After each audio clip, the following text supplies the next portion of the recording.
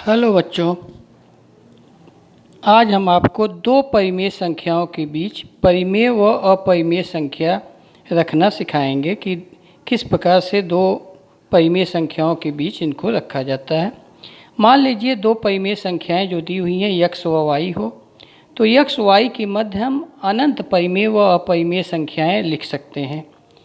इसके दो तरीके होते हैं। पहला तरीका देखिए, पहला मेथड है कि यदि एक परिमेय लिखना हो दो संख्याओं के मध्य, तो सबसे आसान तरीका है दोनों का जोड़ x प्लस वाई बटे दो, जो x व y के मध्य होगा। जैसे x y है तो दोनों का जोड़ कर दीजिए बटा दो, तो बीच वाली एकदम मध्य में आएगी। यदि एक से अधिक परिमेय संख्या पूछे तो इसको अब किनारा मान के फिर इसका जोड़ बटे दो कर दीजिए, तो इन दोनों के मध्य आ जाएगी। फिर इसका बटा दो कर दीजिए तो यहाँ आ जाएगी। तो इस प्रकार से जितना होगा, फिर और पूछ रहा है तो इसके मध्य कर लीजिए। कहने का मतलब जितनी परिमेय संख्याएं पूछी जाएं आप जोड़ते हुए आधा करते हुए निकाल सकते हैं। दूसरा, अपरिमेय संख्या x y के मध्य यदि एक पूछे तो दोनों का करणी कर दीजिए, x y का करणी कर दीजिए, तो करणी में x y एक अपरिमेय संख्या हो जाएगी। इसका पूर्ण वर्ग नहीं निकलेगा बेटा, क्योंकि ये अलग अलग संख्याएं होंगी और इनका x y करेंगे तो ये करणी इनका पूर्ण वर्ग नहीं निकलेगा, ये अपरिमेय संख्या निश्चित रूप से होगी। इनके मध्य करना हो, पुनः इनका करणी कर दीजिए। इनके करना हो और ज़्यादा तो इनको फिर एक करणी कर दीजिए। लेकिन ज़्यादातर अपरिमेय संख्या दो संख्याओं के मध्य एक ही पूछी जाती है। ये कभी कभी दो संख्याओं के बीच परिमेय संख्या 5, 6, 7 यहाँ तक कि 10 पूछी जाती है। तो एक हम सेकंड मेथड बताएंगे जो ज़्यादा इम्पॉर्टेंट है और ज़्यादा इजी है करना और वैज्ञानिक भी ज़्यादा है। जैसे यदि x व y दो परिमेय संख्या है तो कोई एक कम होगा ज़्यादा होगा। तो यदि x का मान y से कम है और इनके मध्य n परिमेय संख्या रखना हो तो आप d पहले निकालिए, दोनों को घटा दीजिए y माइनस एक्स, और n परिमेय रखना है तो एक भाग बढ़ा दीजिए n प्लस वन, तो d बराबर y माइनस एक्स बटे n प्लस वन। तो x1 निकालना है अब, तो x प्लस d कर दीजिए, x2 x प्लस 2d, इस तरह करते हुए xn बराबर x प्लस nd। इसको हम एक एग्जाम्पल द्वारा आपको और समझाने का प्रयास कर रहे हैं।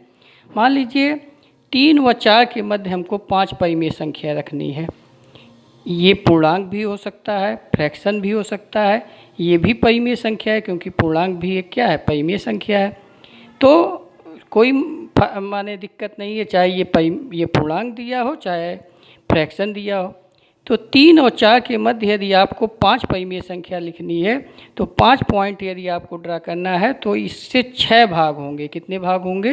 1, 2, 3, 4, 5 जब आप करेंगे तो 6 भाग होंगे, अर्थात यहाँ से यहाँ तक की दूरी आपकी 6 भागों में बटेगी। तो 4 माइनस 3 माने 1 यूनिट का डिफरेंस है, तो इसको 6 भाग में बांट दीजिए तो 1/6 एक भाग हो जाएगा। यानी पहला जो पॉइंट होगा ये x1 मान लीजिए, तो 3 प्लस 1/6, फिर ये हो जाएगा 3 प्लस 2/6, 3 प्लस 3/6, 3 प्लस 4/6, 3 प्लस 5/6 और ये 4। इसका करने का एक तरीका और इजी है कि आप जो ये संख्याएं हैं इसमें आप मल्टीप्लाई कर दीजिए। इसको कहा जाता है कि इक्विवेलेंट फ्रैक्शन बनाना। जैसे 3 का इक्विवेलेंट फ्रैक्शन है 3 गुणे 6/6 माने 18/6। ये इस आधार पे किया जाता है कि हमको 5 यहाँ करना था, 5 परिमेय संख्या लिखनी थी, तो इसका मतलब है कि नीचे 6 भाग होगा, तो नीचे हमको 6 डिवीज़न लिखना है। तो 6 से जब नीचे मल्टीप्लाई किए तो ऊपर भी कर देंगे, तो 3 गुणे 6/6 यानी 3 का मान हो गया 18/6। उसी प्रकार से 4 का मान 4 गुणे 6/6 यानी हो गया 24/6। अब ये बढ़ गया वैल्यू 18/6, 24/6, तो आप 19, 20, 21, 22, 23 बटे सबके नीचे 6 लगा दीजिए तो आपको 5 परिमेय संख्याएं मिल जाएंगी।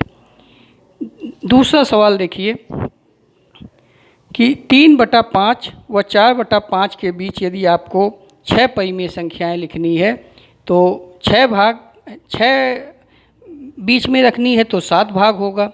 तो हम 3/5 को 7 से ऊपर नीचे कर देंगे तो ये हो जाएगा 21/35, यहाँ हो जाएगा 28/35 और इस प्रकार से हम 22, 23, 24, 25, 26, 27 और सबके नीचे 35 लिख के 6 परिमेय संख्या लिख लेंगे। लेकिन यदि 2 परिमेय संख्याएं उनके डिनोमिनेटर अलग अलग हों तब क्या कहते हैं। जैसे 3/5 6/7 है, तो आप बड़े आसानी से पहले तो इन दोनों का डिनोमिनेटर सेम करते हैं।